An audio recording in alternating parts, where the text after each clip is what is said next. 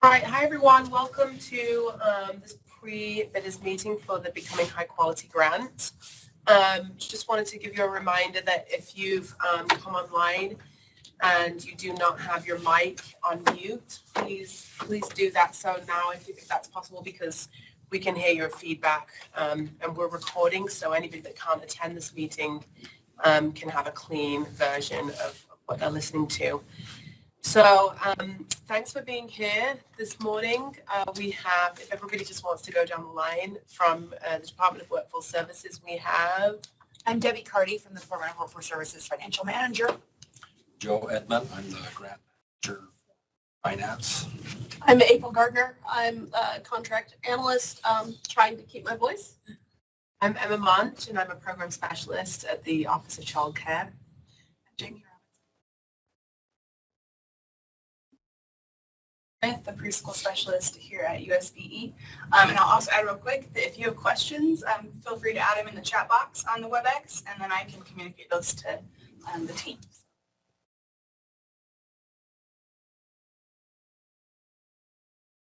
Okay, so just to kind of give you a quick update, this just tells you kind of again who we are. And the Department of Workforce Services, Office of Child Care, and Utah State Board of Education are collaborating and working together on these grants and on this grant in particular. And so we just wanted to go through basically the RFGA that we hope looked at and have some questions for, and just be able to answer your questions and just help you to guide you through the process for the next month that it's going to be out. So. All right, so the contract period is July 1st, 2019 through to June 30th, 2020. The application deadline is due on Wednesday, May 29th, 2019 at 5 p.m. Mountain Daylight Time, and that application will go to the school readiness at utah.gov. So that's right there for you. We do have a question and answer period, and those questions and answers go also to the school readiness at utah.gov. We ask you at this time, even if you are already on the HQSR grant, that you try not to reach out to us directly and ask us questions, because this is a competitive grant period. So we ask you to ask questions through the school readiness at utah.gov. If you have a really pressing question and you want to talk to your program specialist, we can basically bring up that question via the Q&A, but we do ask you to please send all of your questions to the school readiness, and we will populate both your question and your answer to the link that we have provided for you. And so we obviously can't do that straight away. So we ask you to give us, a couple of hours to a few hours to be able to populate your questions. And when we reply to your email, we'll try to be specific with what question and answer yours can be located on the Q&A. But it's a nice space for everybody to come to be able to look through the questions and answers. And maybe that one of those questions and answers, or maybe a few of them, will answer some of your questions, and then we don't get many of the same questions. So try and look over that during this time that you're going to be applying. And another thing that we recommend that you do, that once you do hand in your application, if you hand it in ahead of time, be sure that you're going back to that Q&A, so that if there's anything that you may have missed, there may be something on there that will kind of jog your memory and say, oh, I really need to submit that, and I have to submit that before May 29th at 5 p.m. So once you've handed it in, maybe continue to keep on going back so that you can look through those Q&As to make sure that you have everything prepared and ready to go. So just a little bit of background to this grant. So the grant started off in 2014. It was the HB 9 through HB 96, House Bill 96. And that was originally out of the Government of Management and Budget up at the Capitol building. And basically, with last year, this grant moved over to the Office of Childcare. And then this past year, we have, it has been amended, and so basically, it's the SB, it's through Senate Bill 166, so it's the School Readiness Amendment, and you can find that link under the background section. And so the purpose of this particular grant is similar to HQSR, but we've made some changes, so we'll go through those today. So I'm just going to read this section out to you just so that we're clear on the purpose. So the Becoming High Quality Grant provides resources to existing early education programs administered by local education agencies, charter schools, private childcare providers, and home-based educational technology programs to develop high-quality environments that support a child's development of cognitive, physical, language, social, and emotional skills. High-quality preschool programs have been shown to be effective in preparing young children for kindergarten. So this grant program aims to increase high-quality early childhood education capacity in the state and collect student outcome data. So this particular grant is for those schools and those classrooms that are already existing.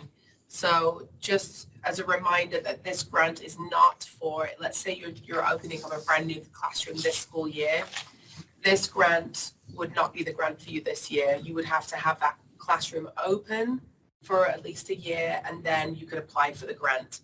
So be sure that when you're applying, that you are applying for classrooms that are already existing, they're already open.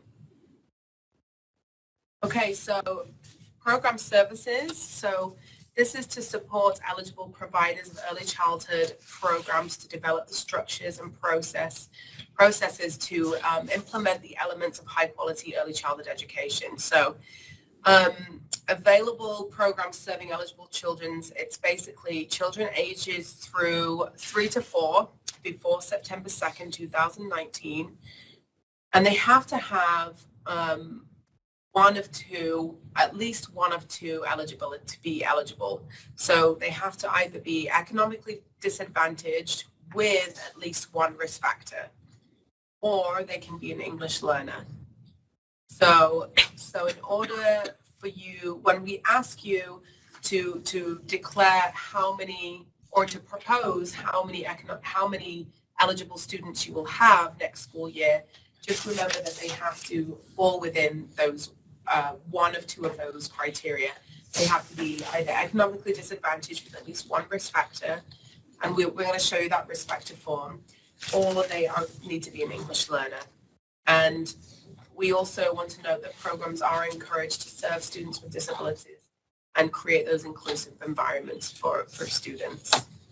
So after you write, you can see the eligibility form. We have both the eligibility and the risk factor assessment. We have that both in English and in Spanish. And then just be sure that when you mark that for office use only, that is for you, not for the Department of Workforce Services, not for the Utah State Board of Education. It is really important that whoever is asking parents to fill this form out, that you are the ones determining if the child is eligible and if the child is eligible under which criteria. So that is for you to fill out. These forms do not come to Utah State Board of Education or to the Department of Workforce Services. As you can see, the risk factors underneath the eligibility form, it's really personal information to the parents. So this information should be locked, and we'll go over this in orientation, but this information, since you're collecting it, you will be collecting it soon. This information would be kept in a locked file on one of your sites, and it's part of our monitoring process to come in to make sure that you have these forms. It's not for us to read the names who are on there. We just want to make sure that you have them and that you have them in a secure file. So just be sure that these do not come in with your application. This is to help with, if this is to help with you also prioritizing seats for these kids. So we're hoping that through this process that you are using this risk assessment form before you're registering kids, that you're using this form, and then you're using this form to inform you to help to register those most at-risk kids.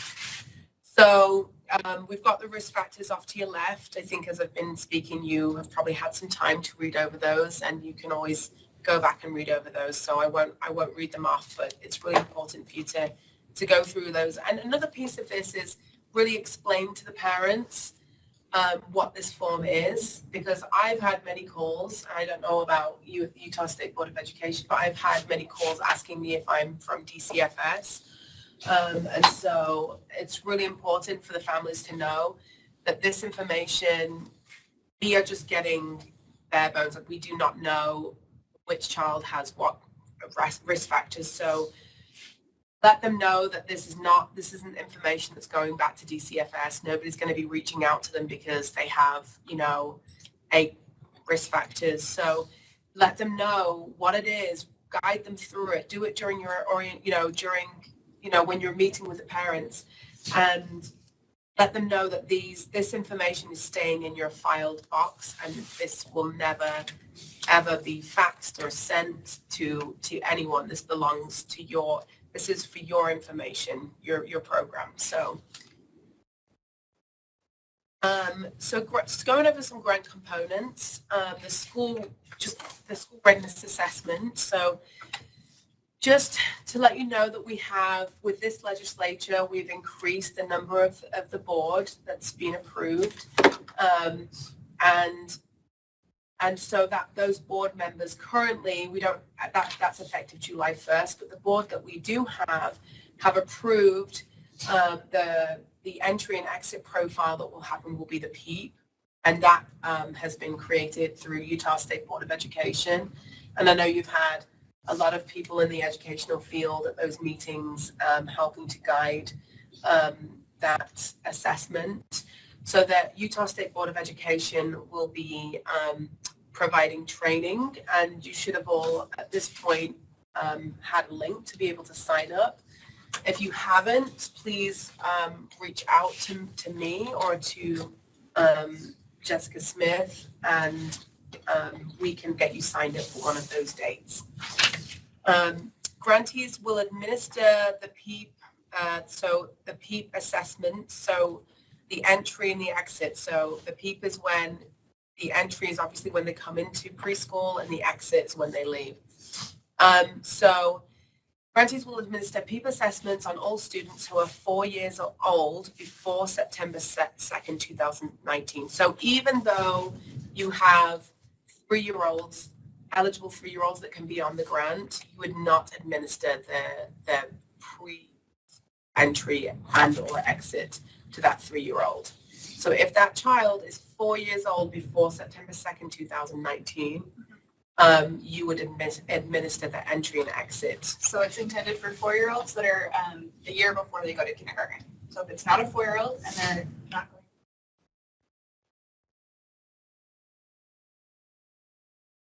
And then the Utah State Board of Education, again, will train the providers to administer and collect assessment data from grantees, and then also analyze those results and report it to the board. And then just to let you know that as you apply for this grant, that you're going to need to have a pre, mid, and post that you report on, pre, mid, and post assessments. The best way to write your narrative around your pre, mid, and post assessments is to go to the Utah Early Childhood Core Standards. That we're working on creating a new Early Childhood Core Standards currently, but we want you to go to that, and that can help you and give you a guideline, a baseline of what we're looking for. Now, again, the grant is for you to provide elements of high quality, so obviously you don't need to have everything, but we need to see that you are at least you're thinking about have a pre, mid, and post curriculum that you can collect and store data and analyze data with your teachers, and in turn send that information off to the parents so that they can work with their children at home. well.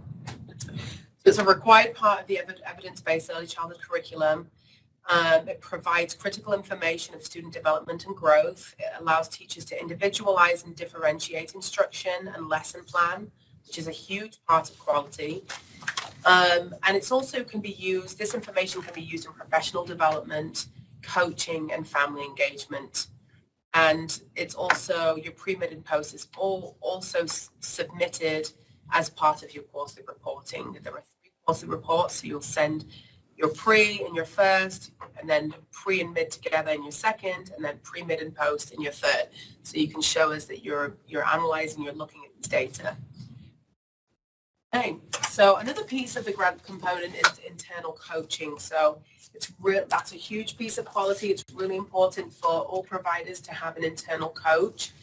Whether you some of you may not have an internal coach right now, so you can reach out to us to ask about potential external coaches.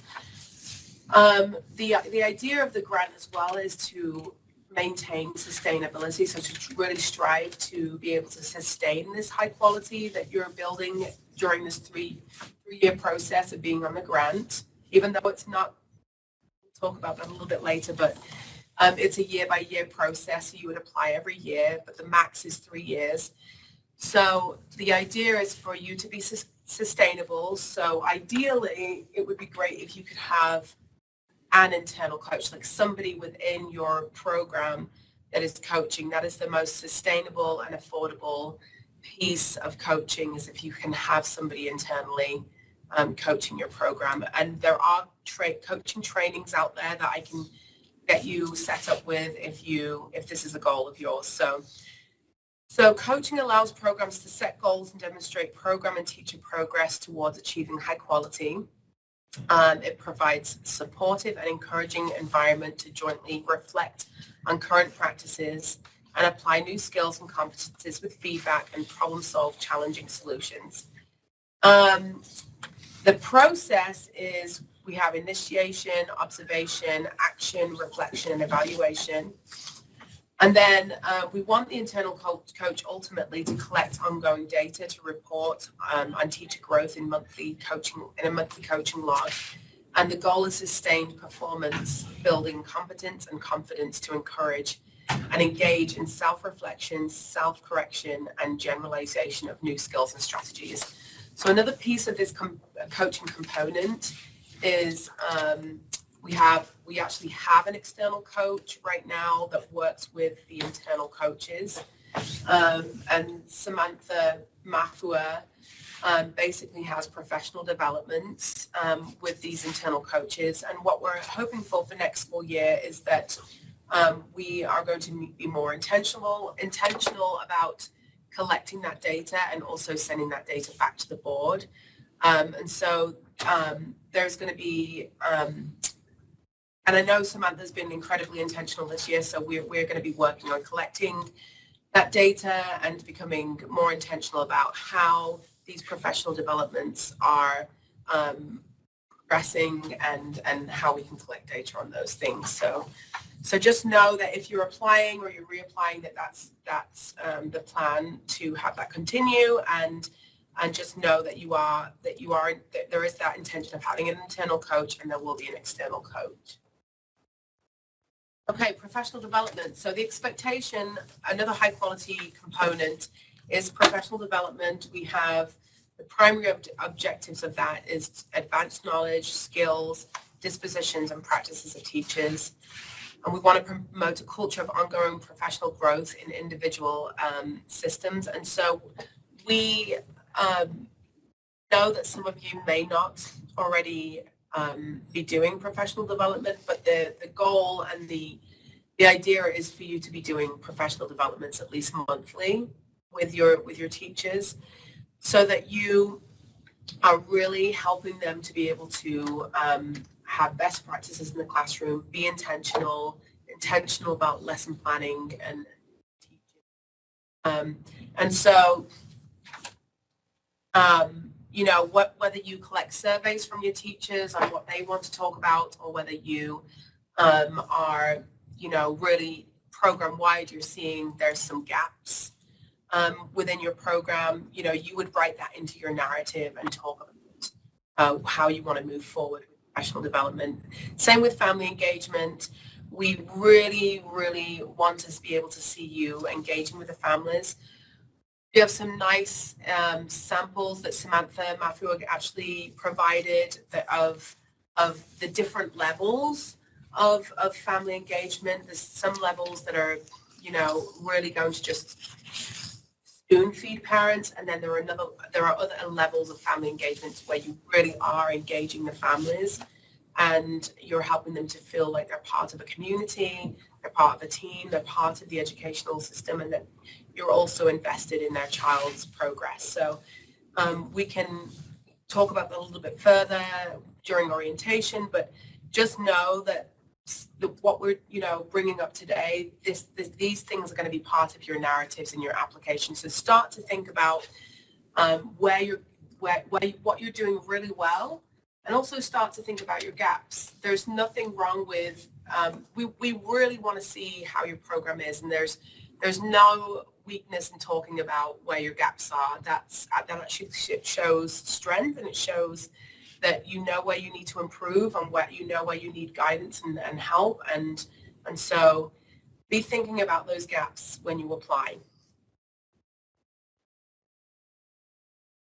Okay, so the board has also approved the Early Childhood Environment Rating Scale to be the tool to be able to set goals for this particular grant. So no grantees, there is no pre-ECHS 3 for you to apply for this grant application. What we do, what one of the expectations is that, you know, we do an ECHS 3 at least every year or twice a year, where we're setting goals with you to be able to improve on your environments and with your teacher and child interactions, and also with your centers and your gross motor skills. And just please note that these ECHS 3 observations, even though you may have people that are doing ECHS 3s within your site, that these ECHS 3s need to be administered by either a representative that has recently been through the training and has, you know, become a trainer in that, and also somebody who's qualified can come in and do an ECHS 3. So that would either be through Utah State Board of Education or through the Department of Workforce Services. So this tool it's a widely used tool. It's a comprehensive assessment tool measuring both environmental provisions and teacher and child interactions. It will be used to evaluate a baseline and to set goals for grantees, and it will be used to determine high quality for preschool programs. So let's say you want to transition onto the expanding of seats grant. We would have somebody from the Utah State Board of Education or the Department of Workforce Services to come out and verify that you are quality, and then you would ultimately next school year get an invitation to apply for that expansion grant. So the board determines the threshold of high quality for using the tool, and so we have LEAs at a 3, I believe, and then private providers need to be at a 3.6, and they also need to have at least a 4 in interactions, teacher and child interactions, and also language and literacy. So the program specialist will obviously work with the grantees to set goals to improve areas determined on the high quality in the tool, and so be thinking about that. If you have had somebody come out and do an ECHS 3, you probably already know where you are, closely to where you are. So use that tool as well to be able to explain different pieces in the narrative if you feel like the narrative is appropriate for that particular example. But use that ECHS 3. You can say, you know, we've had an observation here, and we know that we're low in these areas, and so we would need help in these particular areas. And that explanation will help you to be able to come up with a solid narrative for your budget also. So your gap analysis, this is the narrative piece of the application, which there's quite a decent amount of narrative in this application, and that's because we really want to have a good idea of your program. We want to understand where you are. We want to understand why you're asking for the funds that you're asking for, and we want to know ahead of time what we're going to need to do to be able to help. Somebody has a question. I'm going to break for a second. Somebody has a question here. They've asked, can you repeat the ECHA scores again, please? And that was from Gina. Gina, so the ECHA scores for the LEAs, for the local education agencies, are, so they have to be at a 3. And then the ECHA scores for private providers, they have to be at a 3.67. Missed the 7 off the end, I apologize. It's a 3.67 that private providers need to be to score to be high quality in the state of Utah. And they also have to have, the private providers have to have a 4 in language and literacy and a 4 in teacher-child interaction. Okay.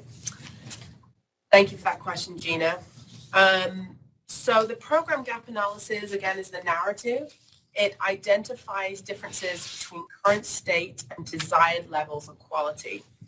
So you're stating where you feel your program is in all of these different areas and your desired level of where you want to be. So that helps us to come in and try and to set goals, set well-defined goals and create timelines to close those gaps. As you close those gaps, we may see other gaps starting to appear. And so we can also then start to set well-defined goals and create timelines to close those other gaps too. But that's why we allow for applicants to be able to apply for up to 3 years, because we understand that this takes time. We understand that coaching takes time, and it takes a decent, very well-defined goals and time to be able to make those goals as a program-wide. So questions grantees could and should be asking themselves are, where are we now? Where is high quality set in the state of Utah? And whether you agree or not with what that high quality is, that is where the quality is. That's how it's been defined by the board and for these grants. So where is high quality and how are we going to close those gaps? And so we can collaborate together to close those gaps, but really try, the point of this is during that narrative is to really try to explain your program so well that, the scorers and the people who are going to be working with you can really get a really great understanding of your program and understand where your gaps are, where you need to go, what your budget is, and if that budget really represents what your gaps are. So.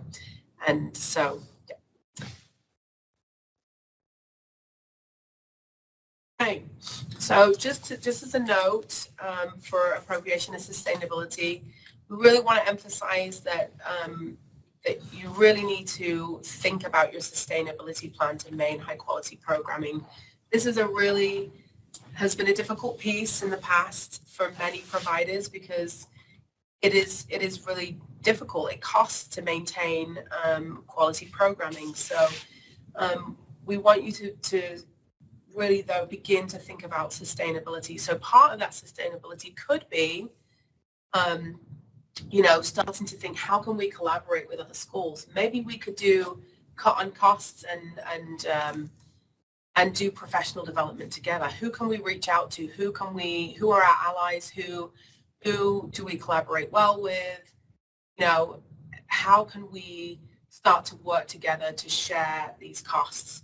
Another piece of it is an example that I gave earlier about coaching is, if you have an external coach, really start thinking about getting an internal coach and people trained to become internal coaches. There's training out there that's very inexpensive, and you can get them trained and start, having an internal coach that would bring down your costs significantly. So start to think about what things that you can do, even if you can't make that happen this year. What are your goals? What are you thinking about for the future, and how can you make that, possible to be able to maintain that quality? So the grant is obviously it's not designed for a program to have financial support. So really think about that too. And then also think about the future programming is also subject to new legislation and changes in appropriation. So this funding may not be here forever. It's not always guaranteed. And so be thinking about that, we hope that we continue to have these funds so that we can work with programs and help them to get to quality and to maintain and set and maintain those goals. But it's always subject to new legislation.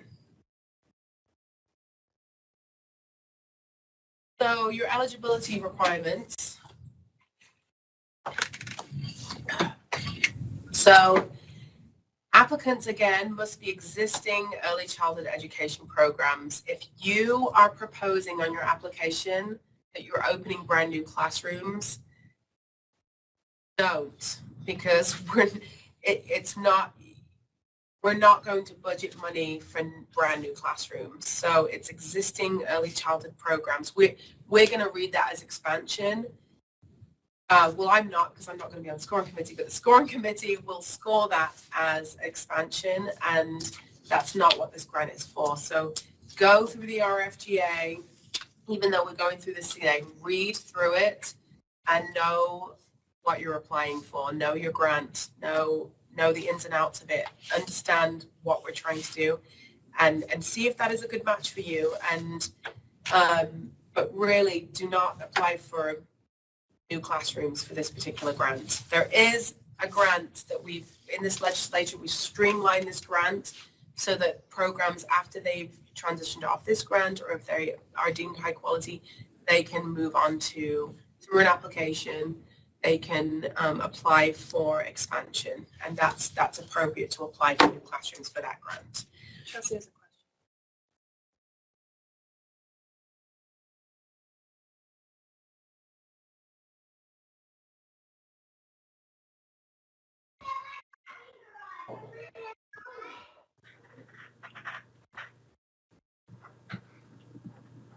It's not expanding like it's expanding space. So if you're already on the ground, you would have to apply for any new classrooms. If you are opening up brand new classrooms this year, you would not apply for that because this grant is not paid for furniture. Have somebody who might interview, we're starting to have some people. Unless Andy Blackmer, I think it is.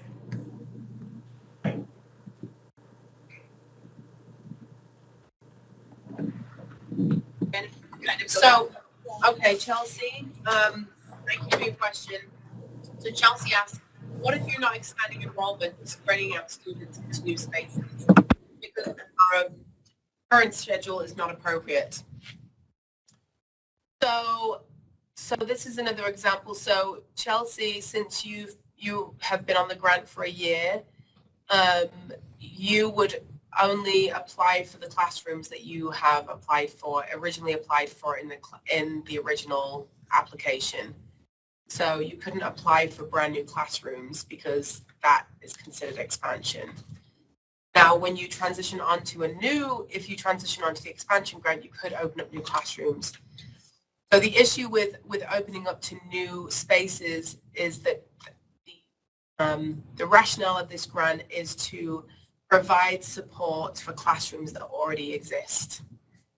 It's not to provide support for purchasing furniture and goods and materials for brand new classrooms, because we understand that is a huge cost. So this is really helping providers to get to work with what they have and to help them to get to quality. And then the next pipeline, within this pipeline, the next step is expansion. So say, for instance, if Chelsea's moving into new space, have a school that doesn't Well, and not necessarily enough rooms because that would be expansion. But if they were to have an existing program in a building, no longer have that classroom in, and they had to move classrooms, so they're taking their furniture, Definitely, yeah. then at that point, they would still apply for it becoming. Absolutely. One classroom that they had in Because- Yeah, existence. absolutely. Yes. We can't do the additional classroom. So again, did you hear Jamie's question? That's a really good question.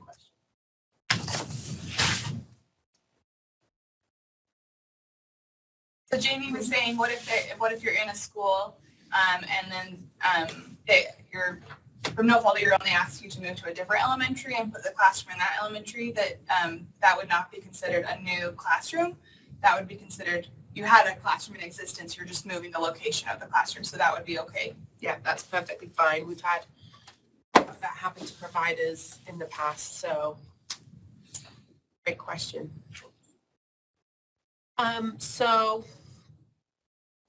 So what the people who are eligible or programs that are eligible to apply are, you've got LEAs or charter schools using federal Title I or state education funding, private childcare providers, and then a provider offering home-based educational technology program, or a charter school that does not use federal or state education funding and uses private and third-party provider on its campus. So the minimum thresholds, the awarded funds must be used for programs serving at least 25% of eligible students. So many of our programs don't have a problem with 25%. We have programs that are up to 75, 80, 90%. But we understand that, that's not the case for everyone. And so when we say the 25%, this doesn't mean to say that you have to have 25% in each classroom for an LEA, for example. You would need to just have 25% overall for your eligible kids in the classrooms that you're asking for. So I know that was a question for last year, so I thought I'd just add that in this year. So back there, sorry. Okay, so we need to register. So we need to register and maintain a minimum of enrollment of 25% of eligible students throughout the grant period, and then prioritize enrollment for eligible students. And so that goes back to the eligibility form that you saw earlier and the risk factors. That form is specifically used for you to prioritize enrollment. It's not there for you to use because you're checking off a checkbox because we've asked you to do it. It's not something to be used, you have your kids registered and now we're going to do it because the state's requiring us to do it. That form is supposed to be used specifically to prioritize your enrollment for eligible students.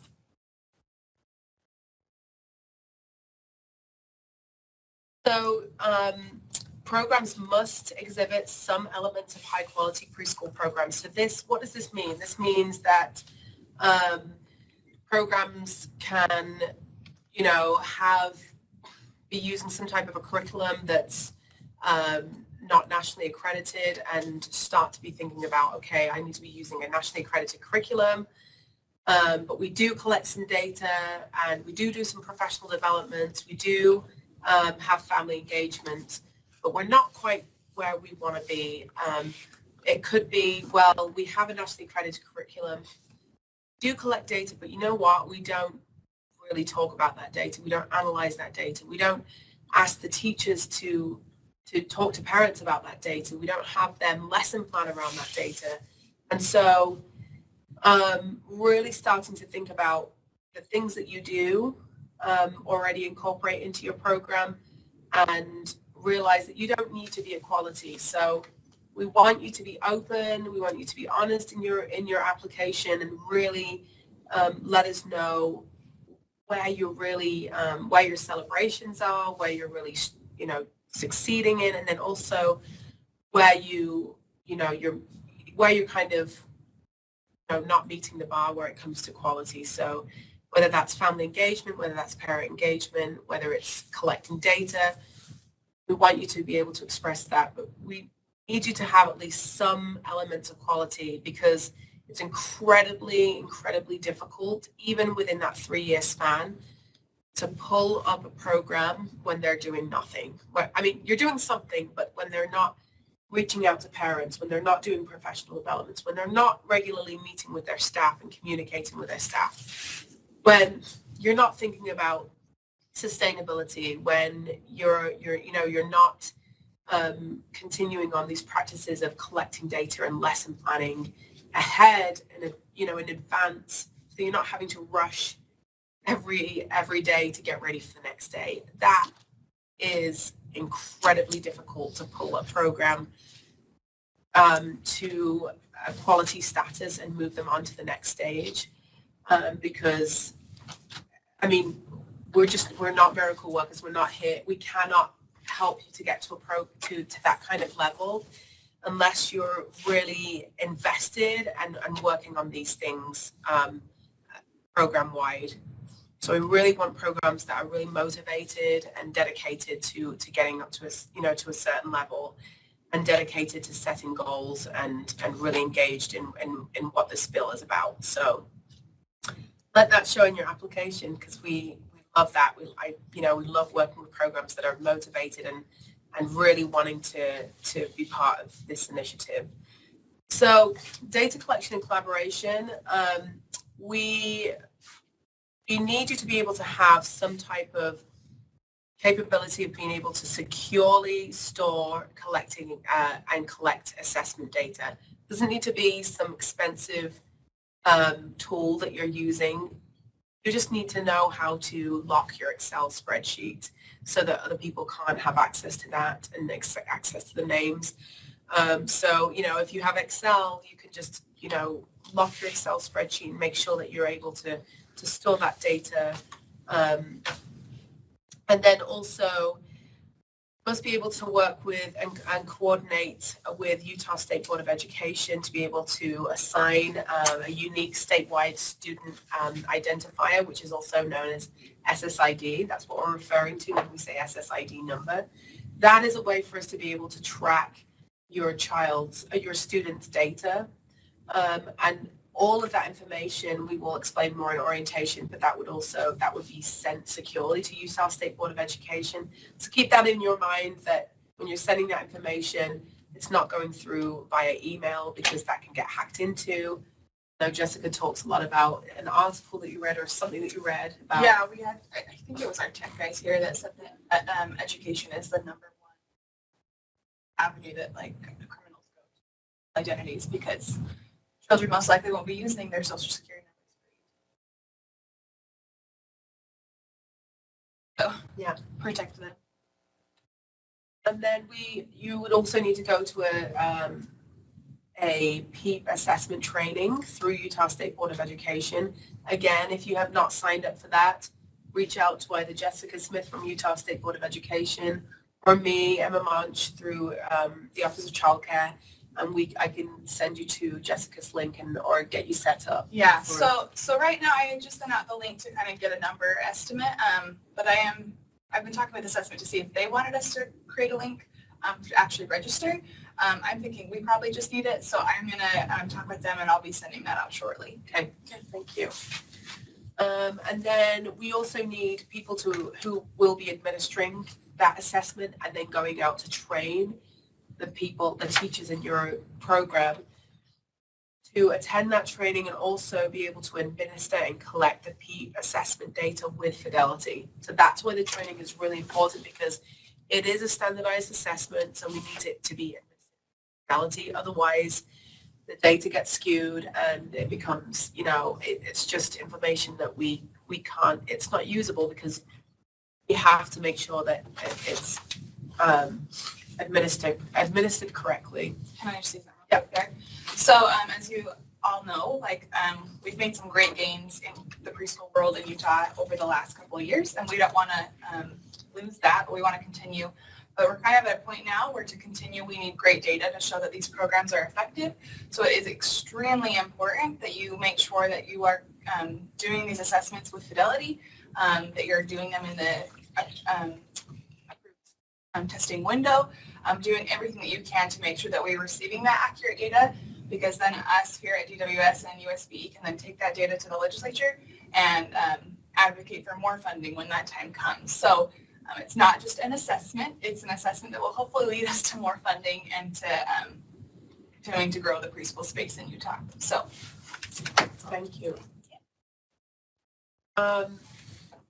And grantees must collaborate with assigned program specialists. So whoever you're assigned to, whether you're an LEA or a private provider, you will be assigned as a program specialist. And so, you reach out to that program specialist. So eligibility requirements. So programs that are not eligible to participate. So that would include applicants receiving expanded student access grant funds. Obviously, if you're expanding, you're at high quality, and so you wouldn't qualify for this grant because you're attempting to get to quality. Applicants receiving results-based contract funds during the fiscal year 2020 grant period. So just to give you a little background, the results-based contract grant currently, you need, for this school year, you need to be at quality, and you would also need to be at quality for the way it's defined on July 1st.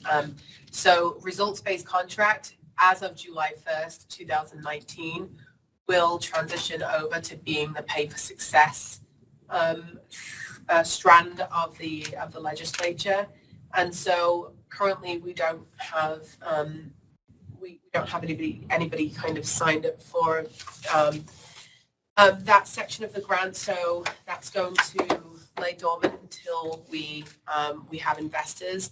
But just to let you know that language is changing. So the results-based contract grant is going to change from being grant to the pay for success. So when you hear that language, it means it's the pay for success piece. Prior grantees currently under the results-based contract that will be expiring June 30th, 2019, are eligible to participate in this grant. But, because they're supposed to be deemed high quality, if perhaps you have other programs under a different tax ID number, it might be, a good grant for you to apply for. But We just wanted to be sure that if there was a question, we have this program that isn't quite at equality and it's under the same tax ID, we wanted to make sure we weren't giving the incorrect impression that you weren't eligible for those programs you want to get to quality. Yeah. And then also the Upstart program, if you look in Utah Code 53F4402 program, you'll see there that Upstart is not eligible to apply. And then applicants from private preschool programs receiving funds through the Department of Workforce Services Quality Improvement Grants, and then applicants having received 3 years of funding through this grant. So let's say you've been on this grant for 3 years already, you will not be eligible. Your next step would be to apply for expansion. So funding information. We have to kind of go through this just to let you know before you start to apply that failure to comply with all grant requirements may result in an applicant's ineligibility for an award. Funds can only be used to build high-quality early childhood education programs that serve eligible students. Funds cannot be used to expand preschool programs. Grant funding must not supplant current funding. That's why in the application we ask you to declare current funding that you have from any other grants or any other donations that you have. Funding cannot be used for staff bonuses. Additional details you can find in the disallowed cost, which is attachment 1, and you can find that in the posting. Proposed budget and grant applications may be adjusted or modified when negotiating contract terms. That means that just because you propose a budget, it does not mean to say that you are going to get the budget that you've proposed. There is a process where we have a scoring committee, and then we also go through your budget and make sure that everything aligns up with your narrative. And so just to let you know that could also occur. And then grant funds must be spent by June 30th, 2020. Unspent funds do not carry over to the next school year. You will send in another application and propose a different budget. And just remember that the sustainability piece, that, you know, the attempt is to not continue to ask for increased funds as you go through this grant. We want you to be discussing how are you being sustainable. So, you know, we're asking for you to really each year to either ask for a similar amount or fewer costs, because you're starting to move on and starting to think about sustainability. So the period of performance renewal. So the grant term, again, is from July 1st, 2019 to June 30th, 2020. Oh, dear. Right? So it says 2019 there. We'll change that and get it posted, but it's actually June 30th, 2020. Grantees can apply for a maximum of 2 additional years.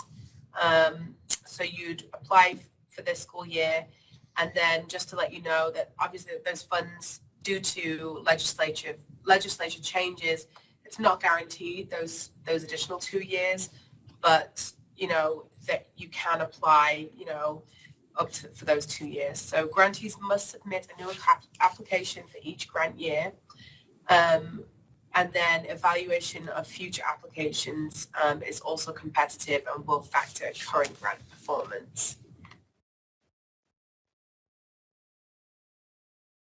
So just to go through the scoring and evaluation of applications process, applications will be scored by a committee of experts using attachments F, score sheet for evaluators, and G, and then the supplemental score sheet for returning applicants. So you can find all of these documents on the website, and again they are attachments F, G, and the score sheet for returning applicants. Applicants must meet score thresholds to be considered for an award. Applicants with an average combined score of less than 75 points will not be considered for an award. Returning applicants must score at least -5 points on attachment G. That means you can look over the attachment, but that just means that if you get anything below -5, Which sounds kind of funny. But when you look Yeah. at the attachment, it makes sense. yeah. So it's really to do with the fact that we have a scoring committee who if we administer the grant at Utah State Board of Education or GWS, we are not part of that scoring committee to make sure that there is no bias in the scoring. We have a group of people that come in and score, but we do have a piece of that scoring piece because we've been working with you for the past year, 2 years, and we know if you've been compliant or not on the grant. So we do have a section of that scoring rubric where we do note whether the program has been compliant or not, and then we give our explanation. And obviously we would have documentation backing that up, those explanations up that we've collected over the past year or two. So. Well, and also I do want to kind of add, I mean, you can look at it and you can see exactly to what we're rating, but it starts with some negatives, but it also is intended to give priority for programs that were past recipients. And so the intent is that you would get positive points, but we were talking about it and thought, what if there were maybe a program that struggled and had some issues, but they were able to, you know, perform and get to meet their quality goals after there were some issues found in monitoring. We don't want to automatically eliminate those. And so it looks a little bit strange, but it's actually intended to give priority and additional bonus for programs that are continuing this grant. Yeah, and thanks for bringing that up, because that is a huge piece in the bill that we do prioritize funding. So thanks for talking about that, April. So the highest scoring applicants will be recommended to the board for approval and award after we've looked over their budgets and onto approval for the board. Successful grant applicants are also subject to public inspection under the Government Records Access and Management Act, which is also known as GRAMAR. And then applicants may be awarded partial grants.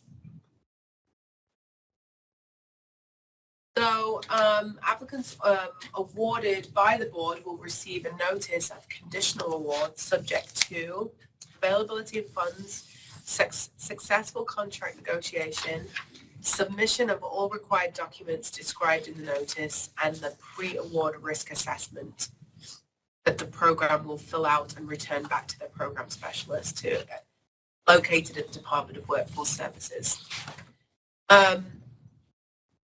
So questions in the addenda. So you're going to have, I think, the next 3 weeks, is that correct, April, to be able to send in questions.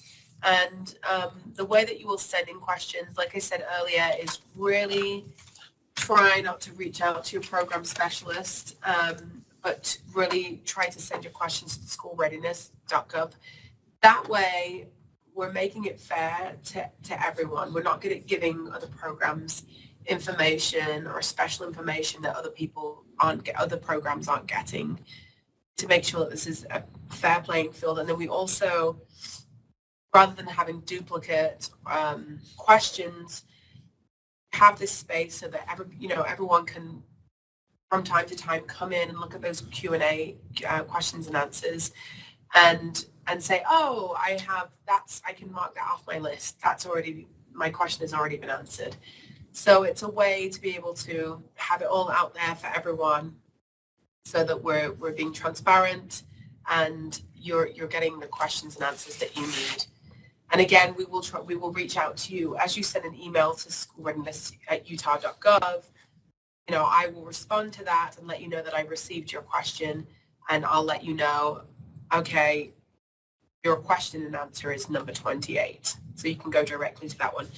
But just be sure that you're skimming through that Q&A and that you're continuously looking through that. The link is there where you will have the Q&A, and that's where they'll be posted. If at any point you're finding that it's not populating, or the Department of Workforce Services application piece is not populating, make sure that you clear out your cache. Is that correct? You're clearing out your cache, and that will help you to see a new revised populated Q&A there for you. Otherwise, it's taking you back to your original, the last time you went there, I guess. I don't think we were having an issue with the Q&A, but there was a question with the grant listings. But Yes. remember that, so there was a day when you had an issue with getting into it, and you had to clear your cache to get But into that was it. the grant posting, not the question and Well, answer. either way, if that happens, try and clear your cache. That might Yeah. solve the problem. And then deadline to submit questions is Thursday, May 23rd, 2019, by 5 o'clock Mountain Daylight Time. We'll be there up until 5 o'clock. So just be sure that you're doing one final look through at that 5 o'clock time, and even if you've handed in your application, because then you've still got a week to hand in additional information if you feel like you've missed something. That Q&A might be really helpful, just because note that if there's any missing components to your application, that could disqualify you from moving forward with the grant. And we don't want you to spend all that time and all that effort and feel excited about the grant and apply and miss one little thing or a couple of little things, and then, because we are not allowed to reach out to you. We're not allowed to reach out and say, you forgot to attach this. So just know that. Go through your application, have other people go through your application, have other people go through your attachments. There are things that you're going to have to attach to the application. Go through the Q&A. Go through the Q&A on Thursday, May 23rd at 5:30 to make sure that everything you sent is spot on. And then all questions and any possible addenda will be posted no later than Friday, May 24th, 2019 at 5 p.m.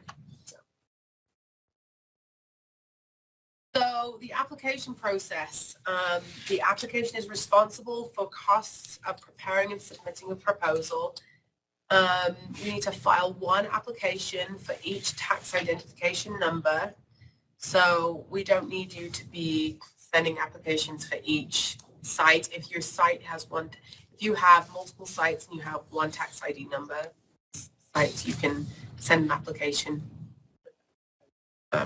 Same for classrooms. We don't need you to send an application for each classroom, just under one tax ID number. So basically, the program will be, let's see, the money, so when you're applying, you need to explain how the program will be operated in different sites. So let's say you just have the one application for all your different sites. We would need you to send a budget for each different site. So you would tell us, so for example, I had an LEA, every LEA has to do this, but if they have multiple sites, same with a private provider, if they have multiple sites, you would send an overall budget and then budgets for each site. So you're letting us know how that money is going to be spent, right? So,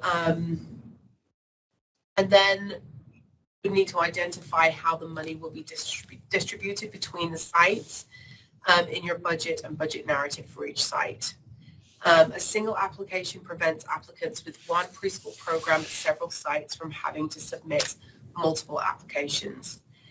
So for entities under one tax ID number that operate different preschool programs with different funding and curriculum, which would not be describable as coercive, as a coercive preschool program in a single application. So it's appropriate, again, to submit separate applications for each program. We actually did get a question on this on a previous grant, if you remember, where there were two programs that had completely different funding streams, different curriculum, and so they couldn't really describe a single program. So even though everything was managed in that case, under an LEA, theoretically it was under one tax ID, they were very different programs. And so we recognize that we're trying to save you headache by, you don't need to apply for every site that you have a single program, but if they are completely separate programs, it is appropriate to apply separately. We have a couple, and I've made notes, but I think we may open those up at the end, just looking at them, so. Okay. So the checklist of application components, you have this component, so make sure that you are going through and you're marking these off as you go, because there are, as you can see, there are things that you're going to need to attach. So just make sure you have your checklist and you're having other people check that to make sure that everything's being sent in. So Appendix 1 is the aid grant application, and that piece of the application is both you have a fillable PDF document that you're filling out, and the first piece of it is program information. So we really want to know your program information, and then it transitions into more of a narrative. Some of those narratives you will attach documentation. So we have noted in those areas where you need to attach. So if you need to go through first and highlight all the different attachments that you need, that first so that you're sending everything in. And then the Appendix 2 is your sustainability budget plan. That's your 3-year summary. Now, you're not locked down to that 3-year summary, but we just want to have an idea of what your plans are for the next 3 years. We understand that changes and that that can change from year to year. So just please note that don't feel stressed out that you're locked into that 3-year plan. Appendix 3 is a detailed budget. That's your 1-year summary for each location. And that basically is, what I would like for you to do is give your budgets, your amounts for each category. And then in the middle section, you're really giving kind of a detailed, it doesn't have to be like incredibly detailed because you're going to give that in your narrative, but give me an outline of how that money is going to be spent, because that goes right back to the board, and that helps me to not have to pull things from your narrative back over to that Excel spreadsheet. So give me a nice, rich, like detailed, but not incredibly lengthy detail of how you plan to spend those funds. That does not need to be any line items of, we want to spend this much on crayons and this much. Please don't do that. Just let me know this is going towards materials and supplies, and you'll explain that more in your narrative. So then you'll have a detailed one-year narrative that's actually embedded within the application. No, I think they have to write that. Yeah, it's in the application, in the PDF. Is it? Okay. Yeah, because they've got an Excel spreadsheet for their one-year summary, detailed I thought they budget, attached it. and then their narrative.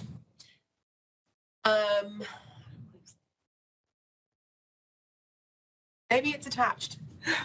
We'll check. have to take a Follow look. instructions. It's been a Follow- while yeah. since we've looked at the application, but yeah, either it's there and you have a field that you enter, or you would need to write that up and attach it. But yeah, it's definitely in the instructions, so check those.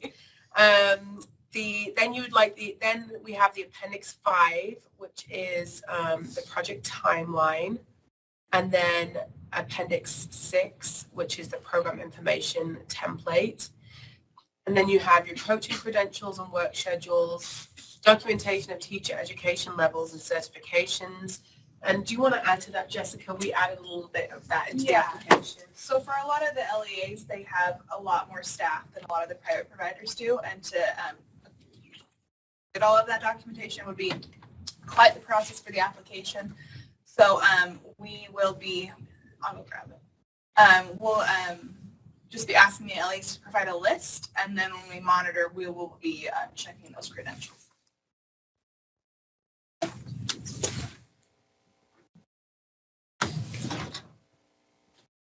Okay, and then we need your resumes and letters of support.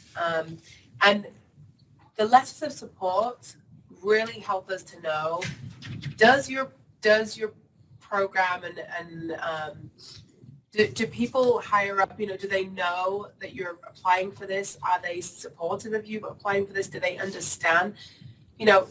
Really, ultimately, the question is do they understand what the requirements are for this grant? And if they don't, it's really important to let them know the requirements and what is expected, because it is a lot of work for some of you directors, as some of you know. And so there are down times, and there are also times where there is going to be a lot expected when you're expected to do quarterly reports and collecting pre-mid and post-date and administering those assessments, lesson planning, all of those things, site visits, ACAS 3 observations. You're going to be involved and you're going to be engaged in this. So are the people, involved? Are they engaged? Are they really kind of behind all of this? So we want to know that. We want to know. So I just noticed that Sherry had a question saying, will there be samples of the appendices and applications? So if you go to that RFGA, there's multiple tabs.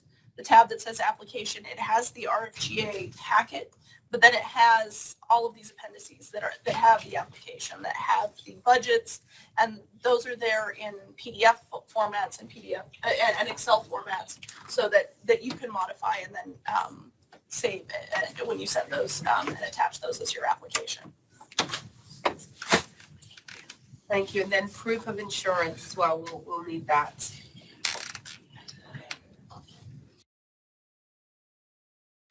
Okay, how do you submit an application? So applicants must use forms provided and return them in the appropriate format. So applications must be submitted to submitted to the school readiness at utah.gov. You're going to hopefully get really familiar with this website, with this email, because this is where you're going to send all of your questions over the next 3 weeks. So send as many questions as you need. Get used to that email because that's the email that you're using to send in and submit your application.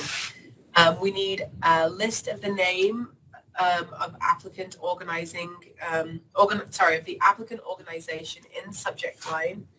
So when you put this in, do the subject line, and then we need you to verify all required application components, that they're all attached before sending. So when they're verifying the required application components, have a checklist. Yes, the RFGA has a checklist for you when you pull up your template that you could just check off as you go down in that RFGA packet. So be sure to check all of those off, and that's part of that is the verifying that all required application components are attached. So be sure that you're marking all of those. Again, mark, even if there is a question on there or something that you don't know how to answer, send in the question, or if there's something that we're asking for and you don't currently do that, let's say, for example, family engagement, we're asking you to give a narrative on family engagement and you don't currently do any family engagement, do not leave it blank. What we want to hear is we want to hear your gap analysis. So we want to learn what you plan to do for family engagement in the future, because all of these are requirements in the legislative bill. So we really want to know what you plan on doing. Please do not leave it blank, because then we consider that to be that could actually lower your points significantly, or even pull you out for the running of the grant. So we don't want that. We want you to just answer as best you can and provide a future scenario for what you plan to do. And then submitting an incomplete application may prevent you from organizing your organization from being considered. I just said that. So, okay, so the Appendix 1 grant application. So this must be filled out completely and signed. So also note that faxed applications will not be accepted. They all need to be sent into the school readiness email. And then make sure that you read instructions carefully and be sure to attach any required backup documentation required in the questions. And then we have a link here for you for the... Want to do the questions? Yeah, let's do the questions. So Chelsea, give us just a second. I'll let you ask it over the speaker, but let's go back to Sherry's question. Sherry and Katya both had questions. Yeah, so Sherry said,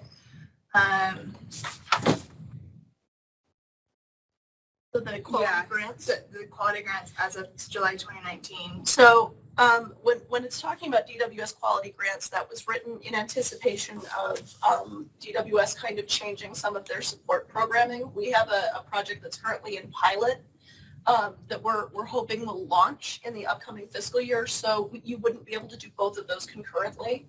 But if you have something that's expiring June 30th, 2019, that would not fall under this. Yeah. So I think the main goal is that because preschool funding is so limited in the state of Utah, that we don't want anyone doubling up. So if you're participating in any program, accessing funding that is from the state, then that's your funding source. Yes. It's okay to switch between the two, like we're saying, but you can't be receiving both at the same time. So that's the main point, is don't be pulling from two different grants at the same time. Kadia's question said, what if we already put in the application for the student access grant? Can we retract the application and apply for this grant? So my question, I guess I have a follow-up, is do you think that you're not eligible for expanded student access? Or I guess that's where I'm a little bit confused, because for expansion, you would have to already be at quality. Is that the student access grant, or is there another one that you guys have up? No. I feel like there was something else. Katya, are you talking about the... And Katia, you can unmute your mic for a second if you want to just talk to us. Yeah. Oh, she doesn't have a mic. If you can just kind of clarify why you would want to transfer from one to the other if you've already submitted an application. We're just a little confused.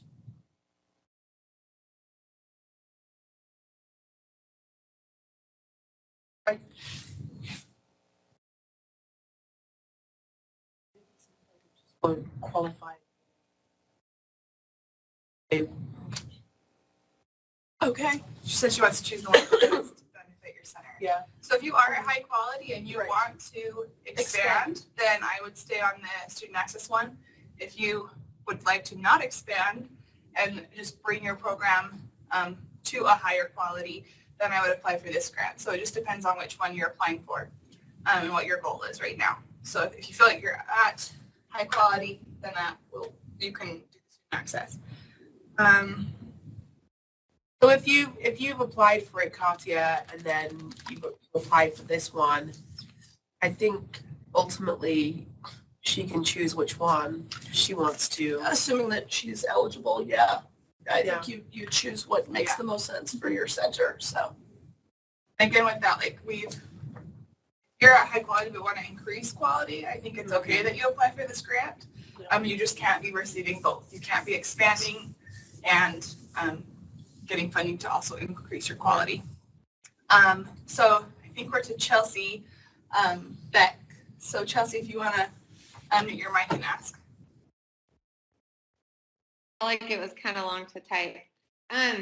When we're submitting our applications, I just remember last year I had a hard time. Like I don't know if it was transferring a Mac to your guys' system. Just so I can write it down. Do you want all of our applications transferred into PDFs and then compressed when we submit them?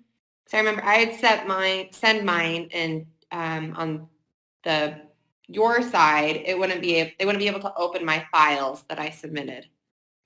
And did you have them compressed, Chelsea?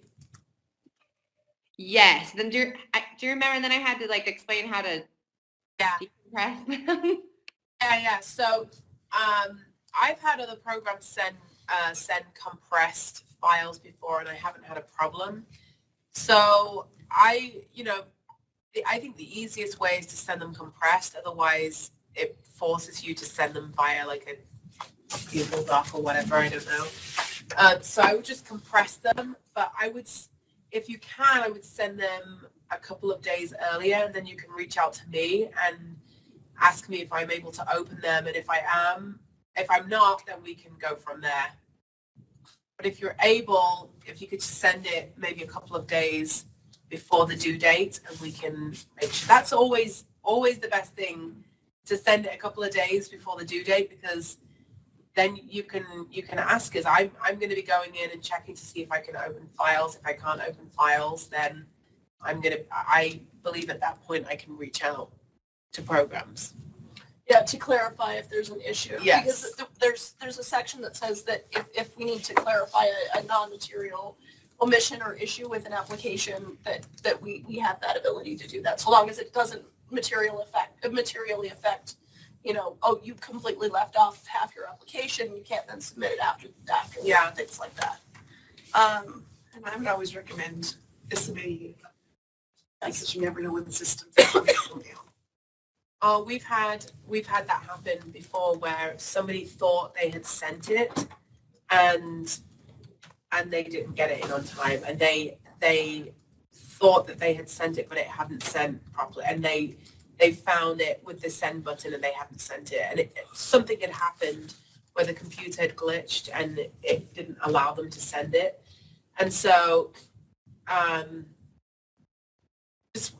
last day, the day off is never a good idea, because something always usually happens. I would avoid the day of, and then I would just, for your records, it wouldn't be a bad idea to take a screenshot of that timestamp when you sent it, so that you have proof that you gave it. So kind of create a receipt for yourself that you are, in the application. You can. I think there's also a way to set it up where it sends back you a receipt when we open it, to say that we receive it as well. Yeah, for receipts. Yeah. But So you never know if something's going to get lost in cyberspace. So I always just say having the email dated that you can't obviously generate is a good thing to have. And it's not a bad idea to maybe like right after you send it to us, just like the screenshot saying, I've submitted this, let me know if there's problems, so that there's a double record. Chelsea Dalton had a question. So she said, with the DWS rating scale, if we did not do the grant in this year, but we are working currently to improve our classrooms to get them to different levels in the future, are we okay applying for this grant? It says you didn't, if you weren't receiving it, if you're planning on receiving it this next year, then no, because that would be 2 sources of funding. Right. So, but if you're only kind of like experimenting with it or this last year, that shouldn't affect your funding for this year. You just can't receive both sources of funding. And then Sherry said, and she hasn't responded yet, she said, Sherry Hendricks, she said, what if I open up more classrooms during the year? Can those be included the next year if I apply a second year?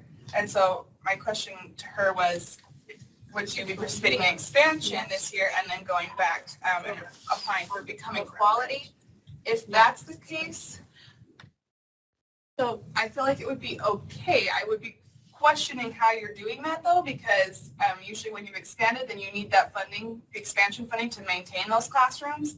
So then I don't think that you could go back to the Becoming Quality grant at that time. Because the Becoming Quality grant doesn't pay for seats. It just pays for what is needed to bring your program to quality, and there's going to be a mismatch in that funding source. Yeah.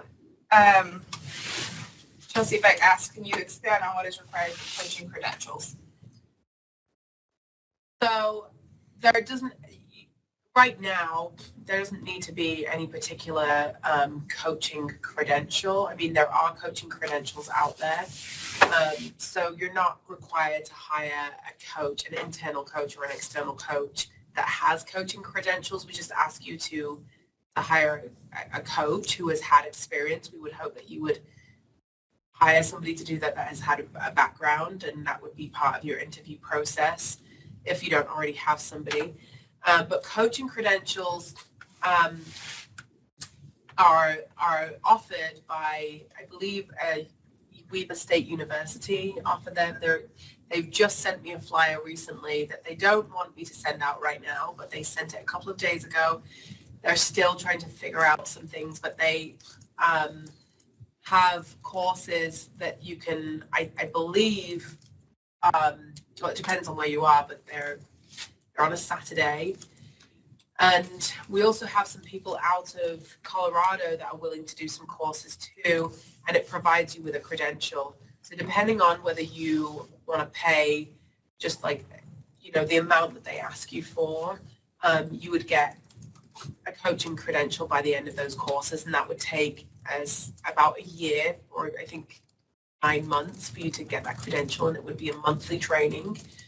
And you can also opt to use those as college credits as well, but you would just pay a higher fee for that for those credits to be able to be used at a college level. So I do have that information. I will reach out to the trainer and see when it would be possible to send out that information, because I know some of you are interested in taking those courses and getting that credential. And again, that's another sustainable piece for the program, because you're striving to create some type of an internal coach that is able to work with teachers and set goals and has that background and that education. That answer your question?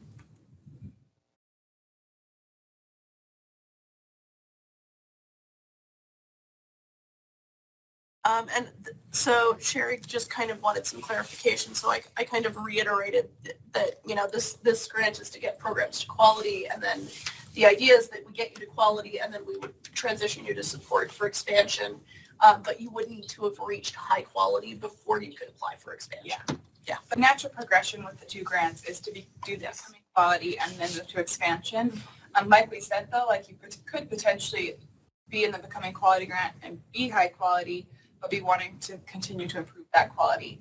And so there's nothing on our end that would keep you from being on expansion and then going to Becoming Quality, but I would really I just don't see how a program would be able to do that with the funding. Because you needed the funding to expand, so that would mean that you would need the funding to continue to maintain that expansion, and you couldn't receive that funding and becoming quality funding at the same time.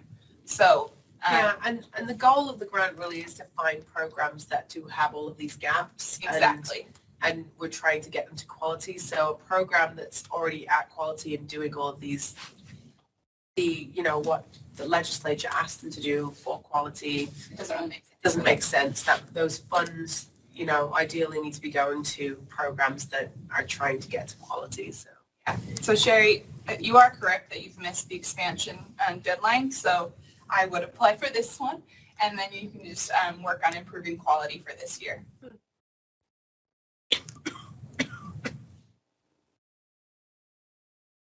So Chelsea, you asked, can you apply for HQSRE for current classrooms and then new classrooms that will be opening, apply for HQSR?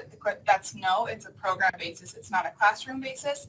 And so you just need to determine what is best for your program. It's not by classroom.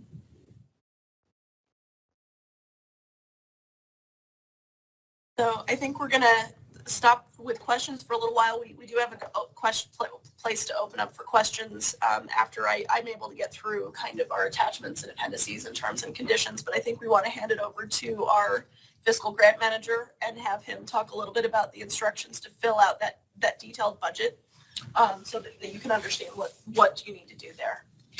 Thanks. I am going to cover the budget instructions for the detailed budget, which the instructions are attachment J of your packet. If you applied for grants with us before, you'll notice that the budget template for this grant is quite a bit different than what we've done in the past. The main differences would be found in category expenses. Category 1, if you're an organization that has a NICRA or a negotiated indirect cost rate agreement that's federally approved, that NICRA rate in category 1. Not have a NICRA, you can choose to use the de minimis rate, 10% of all of your modified total direct costs. And the modified total direct costs are defined as being all of your direct salaries, wages, fringe benefits, materials and supplies, services, travel, and up to the first $25,000 of any sub-award. I would caution you about before you choose a de minimis rate, you need to know that if you choose this, that going forward with all of your federal grants, not only your DWS grants, but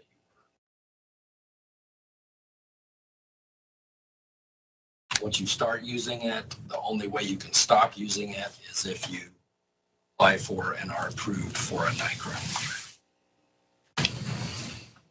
Also added a category 2 to the budget template, and this would be where other direct administrative expenses go. Using a NICRA, you would put any administrative expenses that aren't included in the base of that NICRA in category 2. Choosing not to use the de minimis rate, then you can direct administrative expenses, cost allocated expenses, category 2.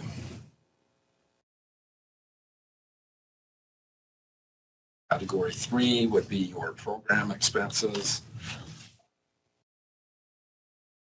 Costs should be reasonable, necessary, allowable under the grant.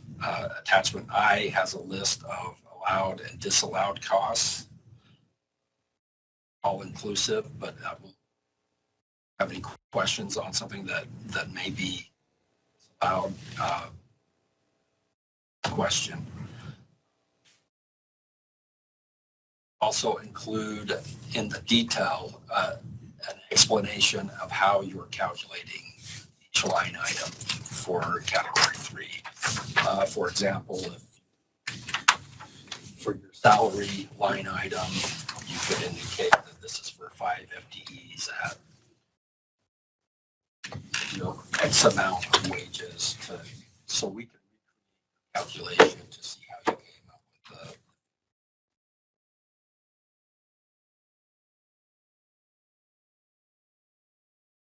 One thing to note is on your category 1 and category 2s is that the total of category 1 and category 2 combined cannot be more than 10% of your program total, of your category 3 total. Not of the entire thing that you're applying for, but of that category 3 program total.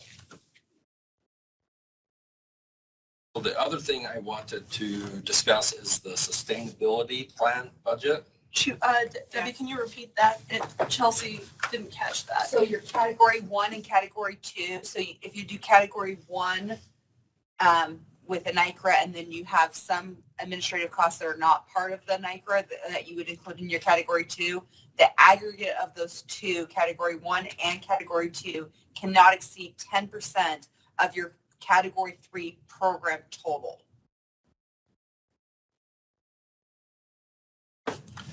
So with the sustainability budget, this is the 3-year budget. We don't expect you to become a high quality program in 1 year, even though this grant is for 1 year. So if this is a new grant for you, then your year 1 budget should mirror what your detailed budget is. Project your costs for year 2 and this is your 2nd year on the program, on high quality program, then use year 2 for your grant that you're applying for, 2019 to 2020. Fill in year 1 with previous grant from last year.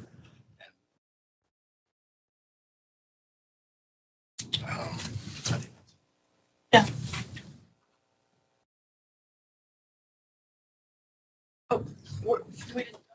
So we talked briefly about how you have to have a 1-year Excel spreadsheet and 1-year budget narrative for each of your locations, just so that we can see, okay, this is what you're planning to do for this grant, for this location, and this is really where you do your details. So you have your itemized instructions that Joe went over in your budget in the spreadsheet, but that kind of writing up a narrative gives us an understanding, a little bit more context of exactly how you're planning to use this to support the grant. Yeah, basically in your narrative, you already have figured out these budget costs.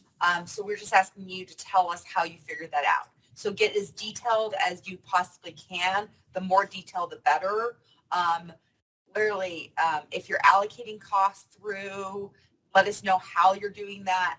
Any detail you can give us is better. The more detail, the better. Oh. We're trying to recreate what you've done, and if we don't have the detail, we can't do that. So I'm going to step in and talk a little bit through just kind of when you look at the RFGA, there's both attachments and appendices. So attachments are rolled into the RFGA packet, whereas appendices are separate. Most of the appendices that are separate because they're applications, so they need to be in a format that you fill out and you return in that same format. But also we specifically pulled out the early childhood core standards, which is very long, and we didn't want anyone to print out the RFGA packet and figure out that you've just blown your entire toner. So, but we did want you to have that because you would be referencing it when you're looking at how your curriculum is supported, that kind of thing. You want to tie those things together. So I'm going to walk you through attachments. So attachments are going to be included with the packet, and I'm going to talk about the grant terms and conditions in a moment. So we have our standard grant terms and conditions, and I'm just going to pull some highlighted stuff in a moment that I think there's more applicable to this grant. And there are other things that we'll probably go over in orientation for actual awarded grantees, but these are just things that you should be aware that you're agreeing to. Performance requirements are what we are anticipating that would be part of your contract as a scope of work. And then there are specific boilerplate attachments, things like background checks for grantees. So anytime we have a contract with someone that works with children, vulnerable people. We just want to make sure that, you're complying with background check requirements. You're making sure that they're agreeing to a code of conduct and have sign a non-disclosure agreement so that you're protecting student information, as it kind of been alluded to earlier. We also wanted to make sure that you could see our score sheets. So as you fill out your application, you can look and see exactly how you're going to be evaluated by the committee of experts and say, this is what they're looking for with this answer. Okay, now I understand. Okay, and you can also see, oh, this section's really weighted heavily. I need to make sure that I'm spending a lot of time and being very clear here. So just so we're being transparent with you. And you get to data sharing. So as had been mentioned, we want to make sure that we are not sharing any sort of student personally identifiable information to any way that's insecure. And so we've identified that you will be using USB's secure system and what specific items will be shared, just so that we're very clear and explicit about that. Or, just to do our due diligence. It also includes the allowed and disallowed costs, which gives you those examples for the budget of what you can ask for and things that don't really fall under this grant, and the instructions if you want to go through again and review what Debbie and Joe have talked about. And I apologize, I'm a little bit froggy. So the appendices are separate, as I mentioned. So you have your grant application, which is a fillable PDF that you would need to fill out, and then you can electronically sign. It's been set so that you can do that within your within your PDF viewer, and it has instructions for all of these other pieces and how they tie together and items that you need to attach to support those narrative questions. And then there are the two budgets, which Joe had mentioned, where you have your 3-year that just kind of gives an overall snapshot and plan, and then you have your detailed budgets that you do need to submit, one per location if you do have more than one location. And both of those need to be returned in Excel. There are several Excel documents that need to come back in that same format, just so that we can, make sure that the formulas are the same formulas we put in. And so then you have the eligibility form, which is something that we're providing for you to use with your enrollment. So we have it both in English and in Spanish for you to go ahead and use. We made sure that it was translated so that you can do that, and hopefully you can work with parents as you're enrolling students. Project timeline and program information template are also Excel documents. And finally, there's that early childhood core standards, which you should be referencing, but we wanted to make sure you had electronically. So, excuse me. I'm going to go ahead and pull just some specific sections. So when you're looking at that large boilerplate of terms and conditions, it can be very daunting. And I do recognize that. No one in this room is a lawyer, including me. I provide support, but I definitely want to make sure that I'm explaining and going through and giving some context so that you understand. So the first section I want to kind of point out that if you're going through that, these are really relevant. So conflict of interest, you have to make sure that, you're agreeing that when you enter into a grant agreement that none of your owners have relationships with DWS or state employees that might actually cause a conflict in terms of relation, you have relatives that might be involved in the project, something like that. And then there's related parties. And this comes up reasonably often in private provider situations, particularly in rural areas where it isn't uncommon for people who are related to work in the early childhood field. And it's not that you can't be related, but you do need to disclose those things with us. And so this is just kind of giving you a heads up about that section. The next couple of points I'm going to pull out. Slide. So there's grantee assignment and monitoring. So sometimes,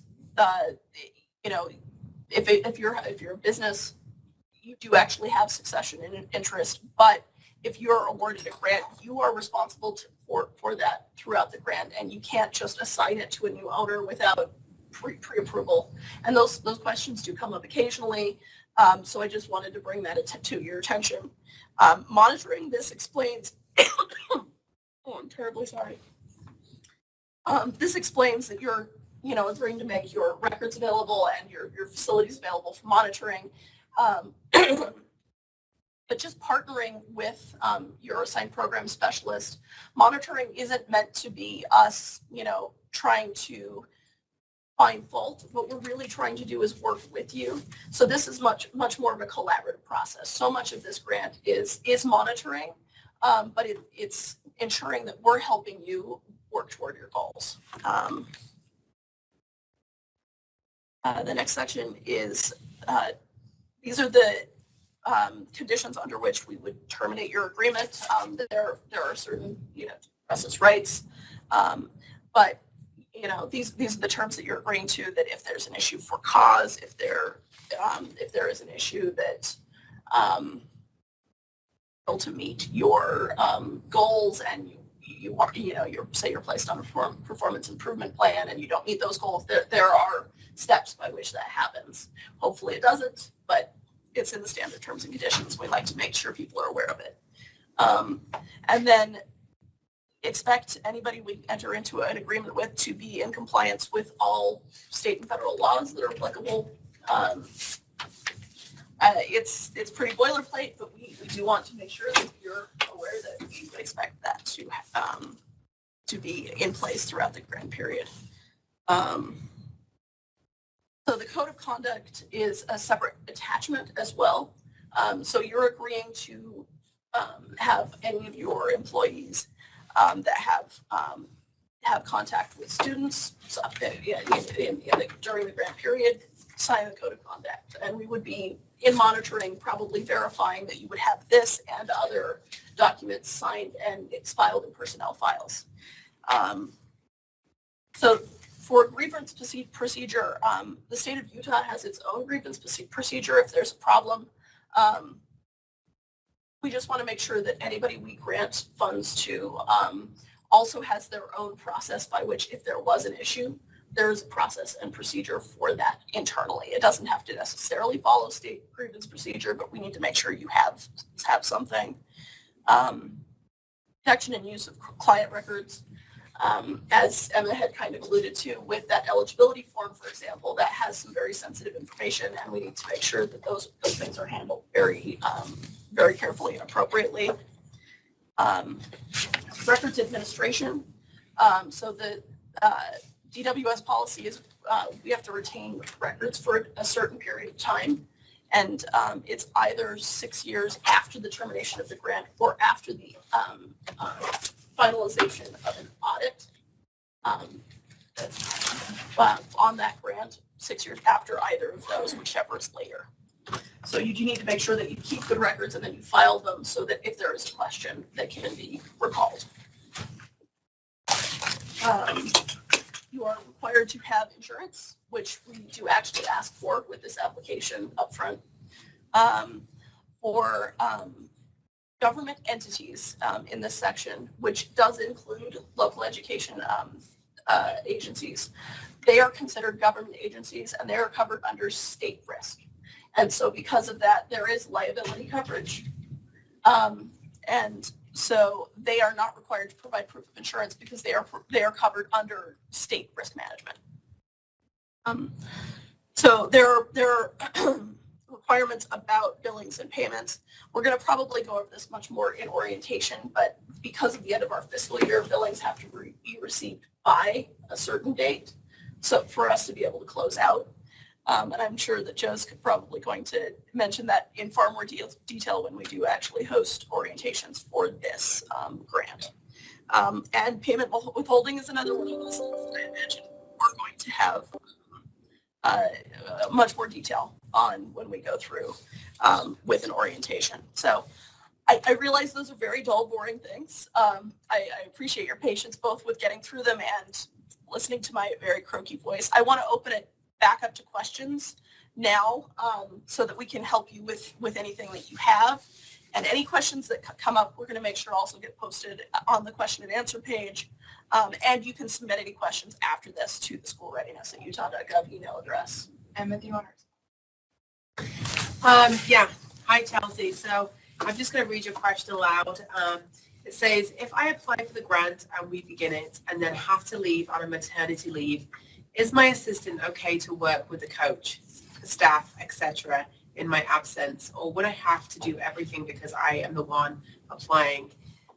Chelsea, no, you you do not have to be the one that's doing the work. I think that, in the application we have what's called a timeline that you are going to be just letting us know what's going to happen when. So perhaps in that timeline, you can let us know when this grant is going to be transitioned over to your assistant and or coach, and we can work from there. And so just so that we know ahead of time. Just because you're applying for the grant also, that doesn't mean to say that you have to be the one administering the grant. I've had other, what's that? It's a program director's leave, staff changes. Yeah, It's a program applying, not one person.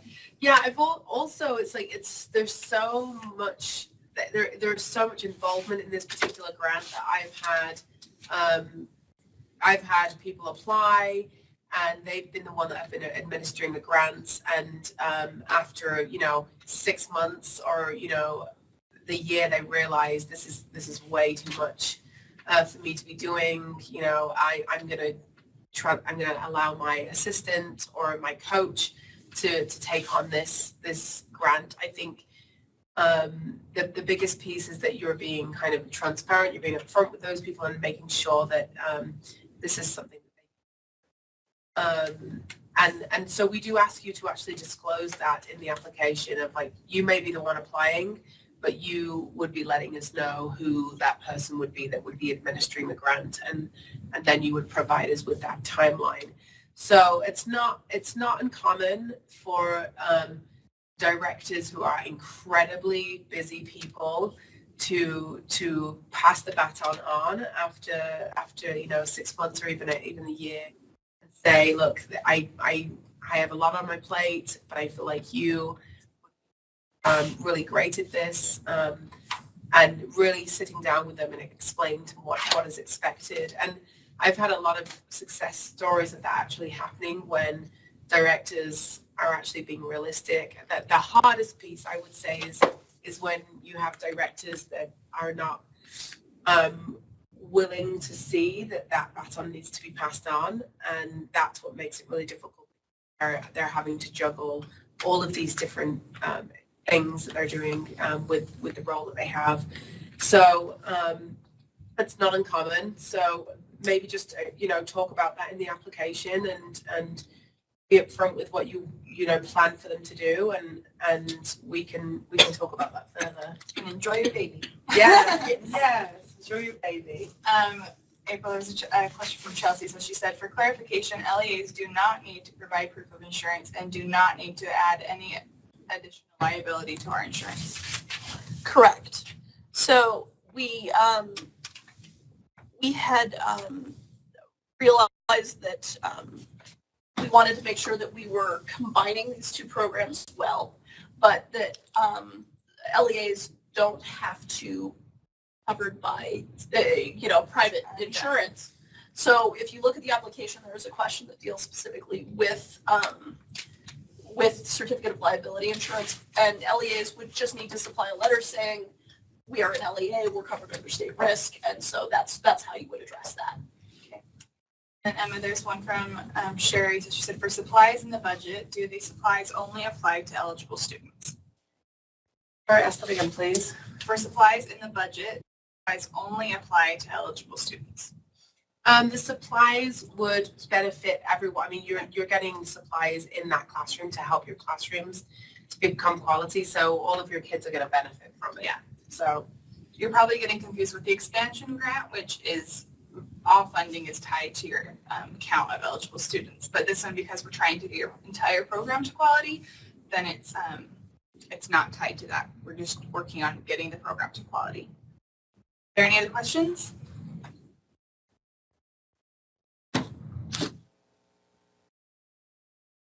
We'll wait for a second just to make sure.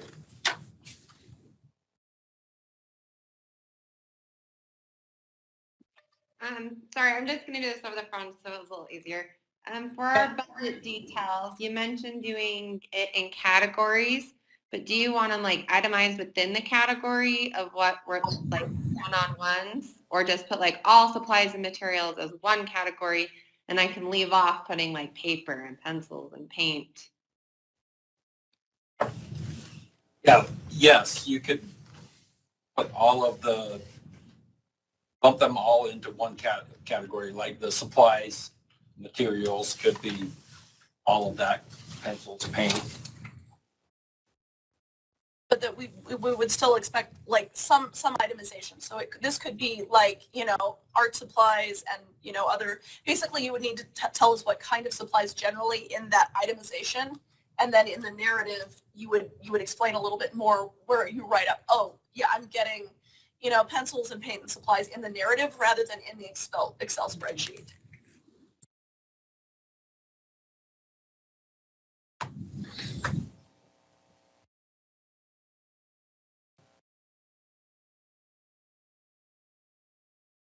All right, any other questions? I think we're good to go. Thanks for joining us. Yes. Thank you. Thank you very much. And again, we'll get the link for this and be sharing it shortly. So look for that if you'd like to watch the recording again. Thank you. Thanks.